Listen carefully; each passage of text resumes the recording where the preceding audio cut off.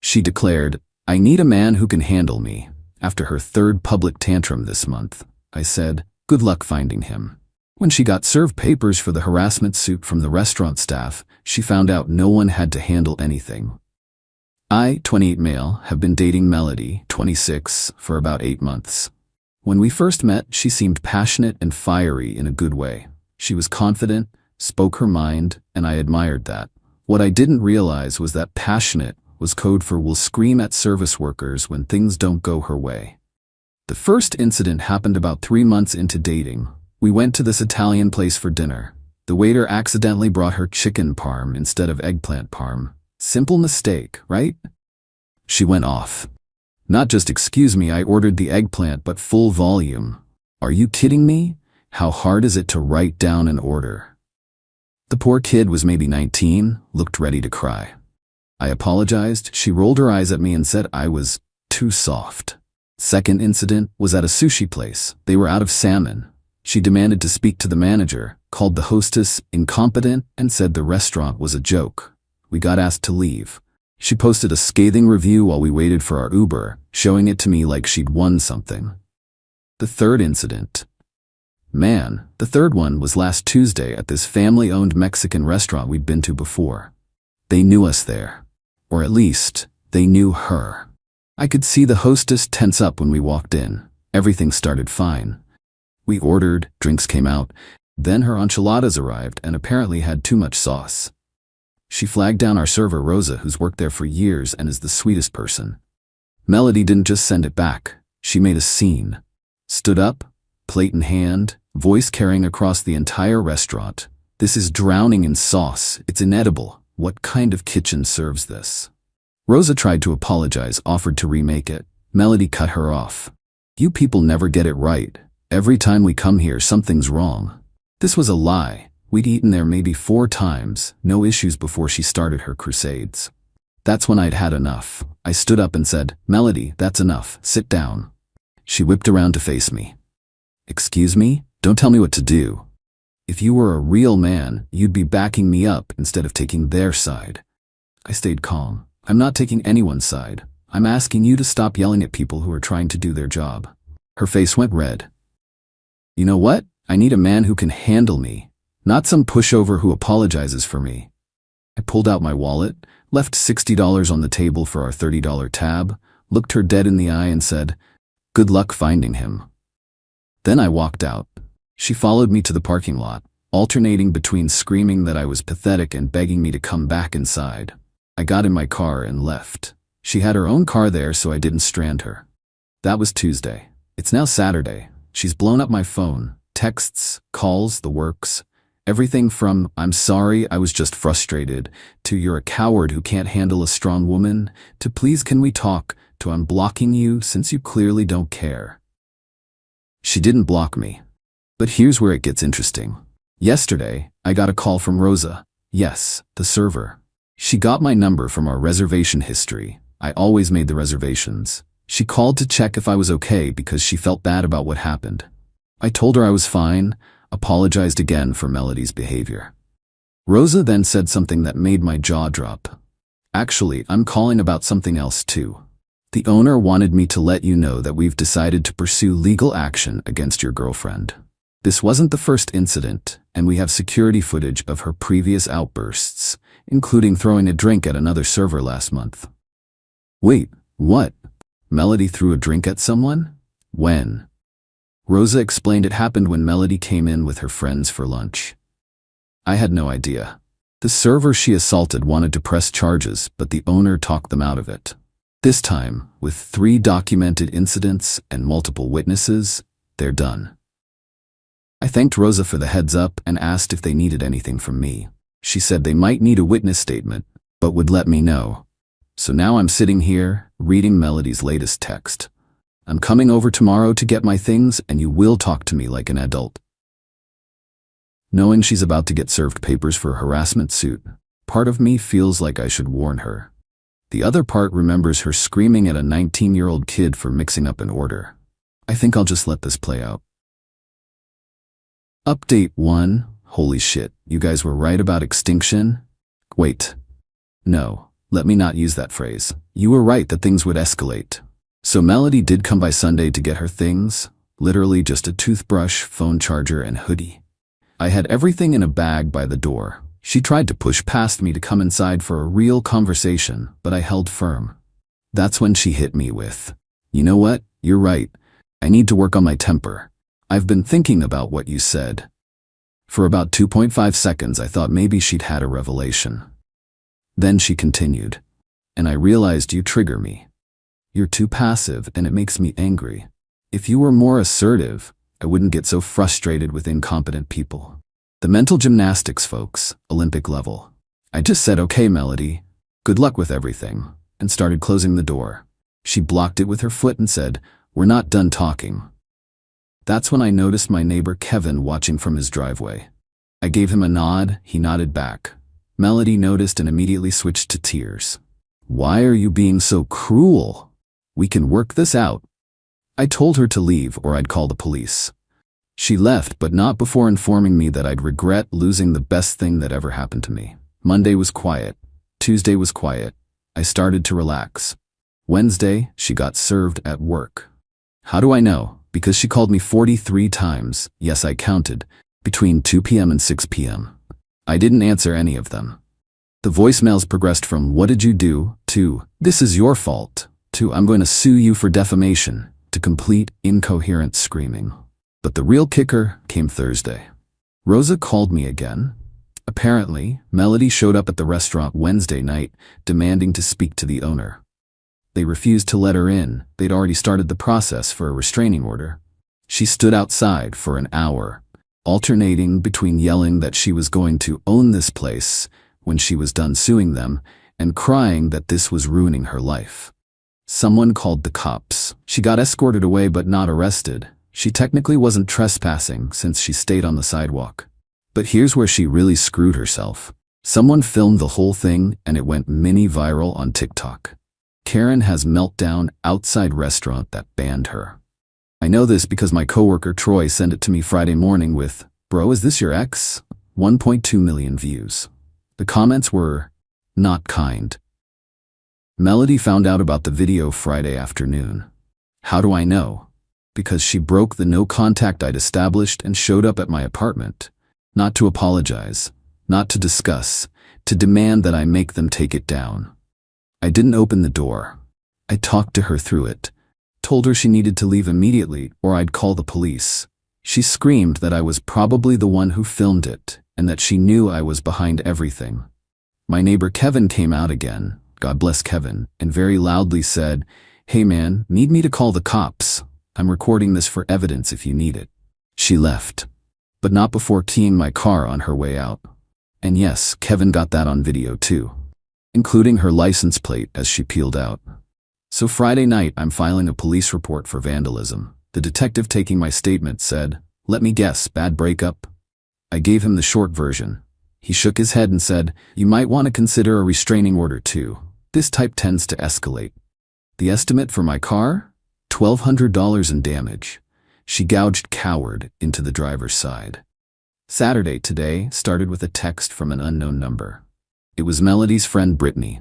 "You're seriously gonna let them ruin her life over some stupid complaints? She could lose her job. Grow some balls and fix this."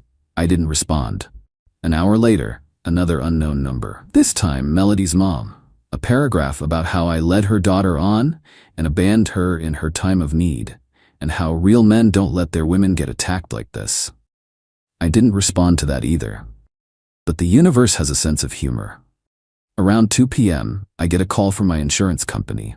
Someone, guess who, called them claiming to be my wife and tried to cancel my auto insurance policy.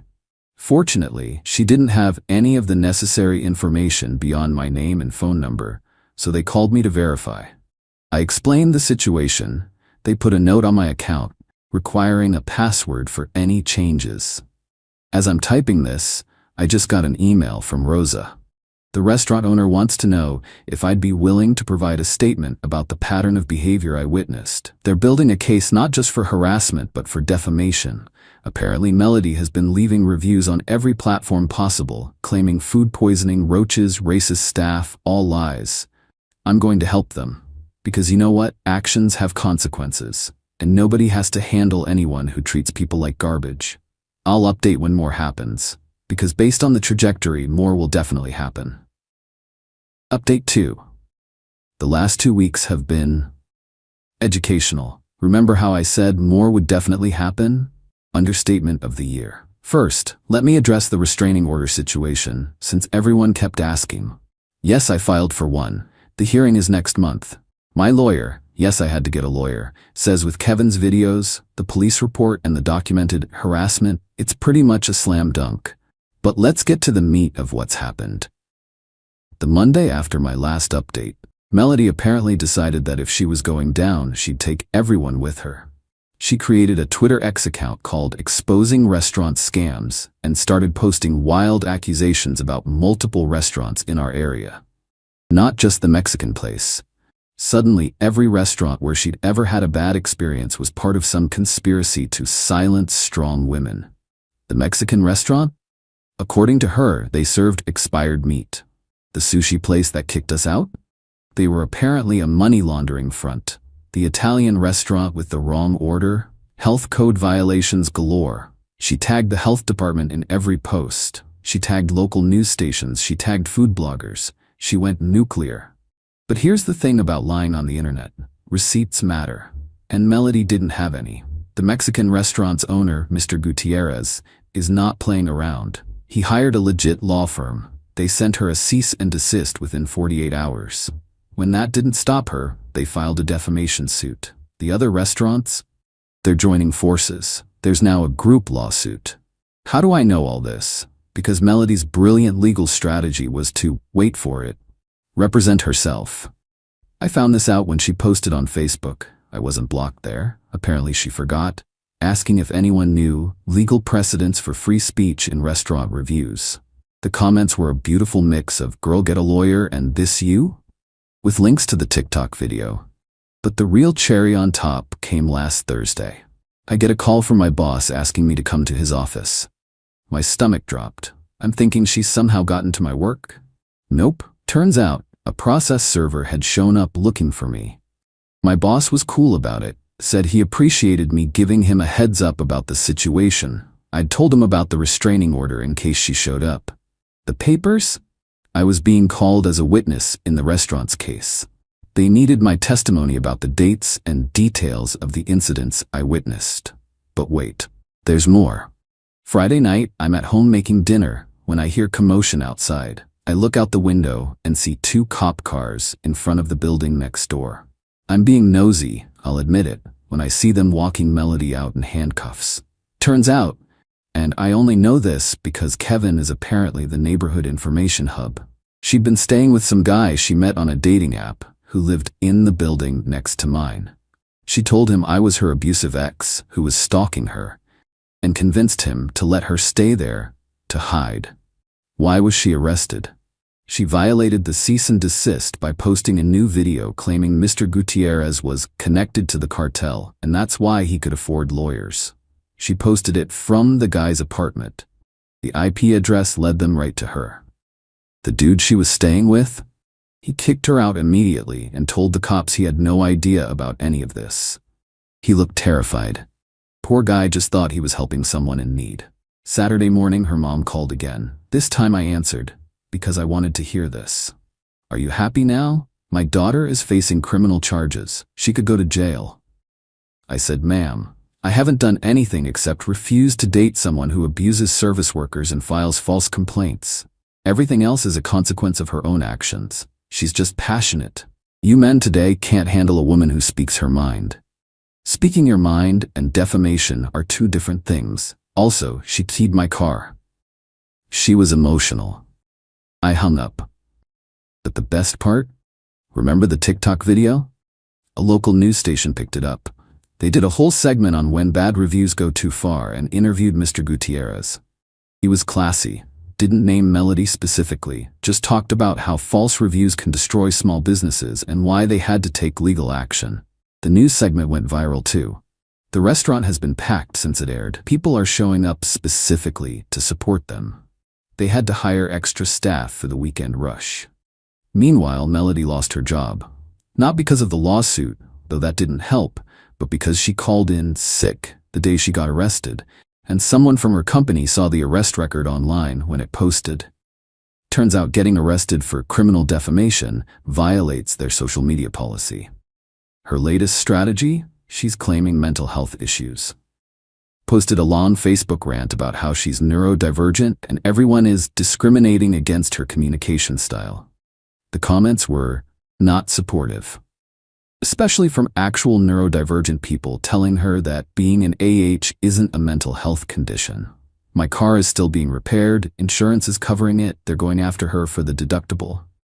I'm still getting random messages from her friends and family about how I'm ruining her life. The restaurant cases are moving forward. The criminal case is moving forward. My restraining order hearing is in 2 weeks. And Melody, last I heard, through the legal grapevine, she's trying to crowdfund for her legal defense. It's raised $47. I almost feel bad. Almost. Then I remember Rosa's face when Melody was screaming at her. I remember the 19-year-old kid she made cry. I remember her saying, "You people never get it right." Nah, I don't feel bad at all. Final update. I know I said the last one would be final, but the conclusion of this saga is too good not to share. The restraining order hearing was something else. Melody showed up looking like she was going to a job interview. Super professional outfit, hair done, the works. I guess she thought she could charm the judge. She'd hired a lawyer with what I assume was her parents' money, because that crowdfund never broke $100. Her lawyer tried to paint me as vindictive, claiming I was actively working to destroy her life, and that the vandalism was a momentary lapse in judgment during emotional distress. My lawyer presented Kevin's videos, bless that man, the police reports, screenshots of all the texts and calls, the insurance fraud attempt. Yes, trying to cancel someone's insurance counts as fraud. Witness statement from my employer about the process server. Character statements from neighbors about the night she showed up screaming. The judge asked Melody directly, "You damaged the plaintiff's vehicle?" She said, "I was upset. He abandoned me during a difficult time." Judge, that's not what I asked. Did you damage his vehicle? Yes. Restraining order granted. 2 years. No contact, direct or indirect. Stay 500 feet away from my home and workplace. But the real entertainment came from the restaurant lawsuit updates. Remember how she was representing herself initially? Well, her new lawyer took one look at the case and convinced her to settle. All 3 restaurants agreed to drop the criminal charges if she, 1, paid $15,000 in damages, split between them. 2, posted public apologies on all platforms where she defamed them. 3, agreed to never enter any of their establishments again. 4, attended anger management for 6 months. She took the deal, but posting those apologies almost killed her. I saw them before she deleted everything.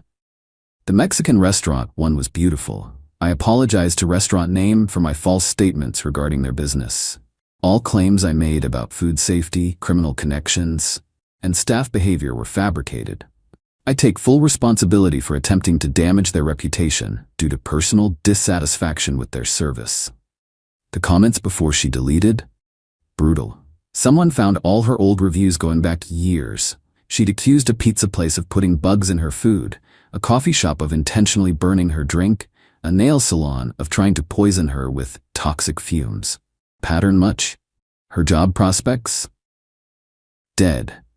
Someone created a website called don'thiremelody.com, not using her real name here, but you get the idea, with all the public court documents, news articles, and that original TikTok video.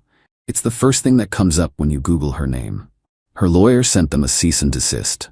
The website owner added the cease and desist to the site. But here's the twist nobody saw coming. Remember the guy she was staying with when she got arrested? Turns out he's a documentary filmmaker. A documentary filmmaker. He's making a film about false victimhood in the digital age. And she signed a release when she stayed with him. Apparently, his apartment agreement includes this for all guests. He films everything for potential projects. She can't even sue him because she signed the release. The last I heard from her mom was a voicemail saying they were moving Melody to live with relatives in another state for a fresh start. Good luck to those relatives, I guess. The Mexican restaurant? They're thriving. They actually put up a sign that says, "Featured in the news. Come try our 2 saucy enchiladas." Their Yelp rating went from 4.2 to 4.8 stars. Rosa got promoted to manager. As for me, I'm in therapy working through why I ignored so many red flags early on. My therapist says codependency issues from growing up with an alcoholic parent made me normalize volatile behavior. Working on it. Started dating someone new last week. We went to dinner. The waiter mixed up our orders. She laughed and said, "No worries, this looks good too." It was the hottest thing I'd ever seen. To everyone who says, "She sounds mentally ill," have some compassion. Mental illness isn't an excuse to abuse service workers. She made choices. Those choices had consequences. Nobody had to handle her. The legal system did that just fine. Kevin and I are buddies now. We have beers on Fridays. He's thinking about starting a security camera installation business as a side hustle. I told him I'd be his first customer. And Melody? Her social media is gone. Her reputation is shot. She's facing years of payments and anger management, all because she couldn't just be nice to people bringing her food. Play stupid games, win stupid prizes. Thanks for following along on this wild ride. I'm going to go eat some intentionally oversauced enchiladas in celebration.